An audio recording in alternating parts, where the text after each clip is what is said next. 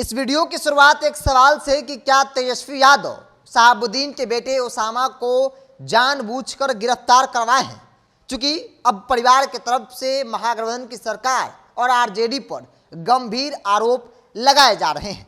दरअसल 2 दिन पहले शहाबुद्दीन साहब के बेटे ओसामा को राजस्थान के कोटा में गिरफ्तार किया गया, जहां वो अपने 2 साथियों के साथ बिना नंबर प्लेट की गाड़ी से सफर कर रहे थे। तभी कोटा के एक चेक पोस्ट पर उन्हें गिरफ्तार कर लिया गया। आरोप लगा कि ये शांति को भंग करना चाहते हैं। हालांकि कल होकर उन्हें जमानत तो वहां मिल गई, लेकिन वहां से वो निकलते तब तक बिहार पुलिस ने उन्हें गिरफ्तार कर लिया।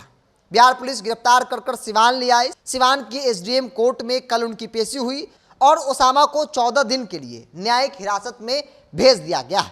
जिसके बाद सवाल है, समर्थकों में गुस्सा है कि महागठबंधन की सरकार है, ऐसे में जो आरजेडी सत्ता में है उस आरजेडी को बनाने में, उस आरजेडी को मजबूत करने में लालू प्रसाद यादव या फिर राबड़ी देवी को मुख्यमंत्री बनाने में शहाबुद्दीन ने अपना सब कुछ दांव पर लगा दिया था।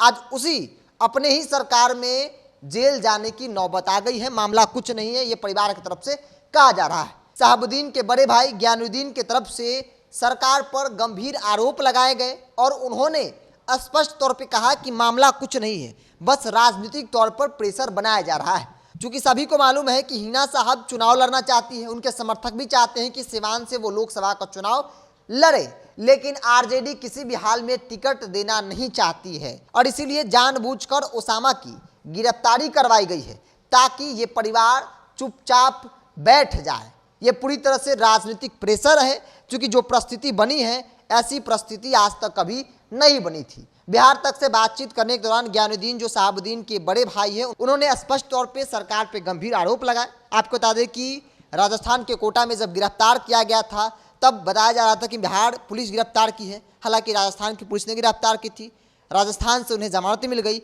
लेकिन वहाँ से वो निकलते उससे पहले बिहार पुलिस वहाँ पहुँच कर गिरफ्तार कर और उन्हें सिवान लाया गया। सिवान में हजारों की संख्या में समर्थकों की गाड़ियां जो है वो एसडीएम कोर्ट तक पहुंच गई, जहां उन्हें 14 दिन की न्यायिक हिरासत में भेज दिया गया है। और खबर है कि मामला मोतिहारी के एक थाने में भी दर्ज है, जहां कुछ दिन पहले ओसामा अपनी बहन के यहां जाकर पटीदार वालों से लड़ाई झगड़ा किया था, तोड़फोड़ किया था, फायरिंग कर धमकाने की बात जो है वो कही गई थी। एफआईआर में आरोप लगाया गया था। अब खबर है कि मोतिहारी की पुलिस भी रिमांड पर ओसामा को लेकर पूछताछ भी कर सकती है। तो गिरफ्तारी के साथ ही ओसामा की मुश्किलें लगातार बढ़ती नजर आ रही है। हालांकि हिना साहब, जो ओसामा की मां है, शहाबुद्दीन की पत्नी है, वो पूरी तरीके से मौन है। उनका क्या जवाब है वो समर्थक सुनना चाहते हैं, जानना चाहते हैं कि आखिर हिना साहब का आदेश क्या है। लेकिन इसी बीच शहाबुद्दीन के बड़े भाई ज्ञानुद्दीन ने स्पष्ट तौर पर कहा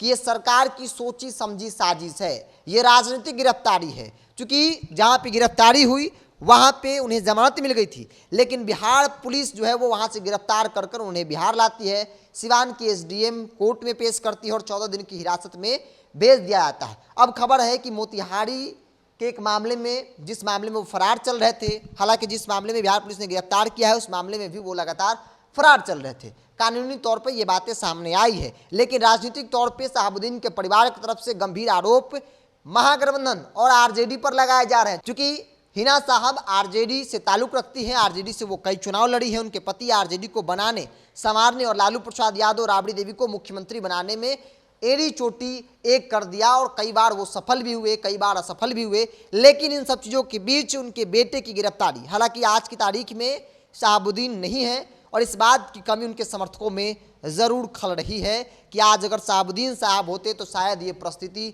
नहीं देखने को मिलती। तो शहाबुद्दीन के बड़े भाई ज्ञानुद्दीन ने बिहार तक से बातचीत के दौरान गंभीर आरोप आरजेडी और महागठबंधन की सरकार पर लगाते नजर आए। उन्होंने कहा कि यह राजनीतिक गिरफ्तारी है, लोकसभा के टिकट न दिया जाए और इसको लेकर परिवार पर प्रेशर बनाया जाए ताकि आप चुप रहिए, इसलिए इस तरीके से गिरफ्तारी जो है वो करवाई गई है। बहरहाल आपकी क्या राय है, आप अपनी राय को कमेंट्स बॉक्स में रखिए। अगर आप मेरे चैनल को यूट्यूब पर देख रहे हैं तो सब्सक्राइब कर लीजिए, फेसबुक पर देख रहे हैं तो पेज को लाइक और फॉलो कर लीजिए।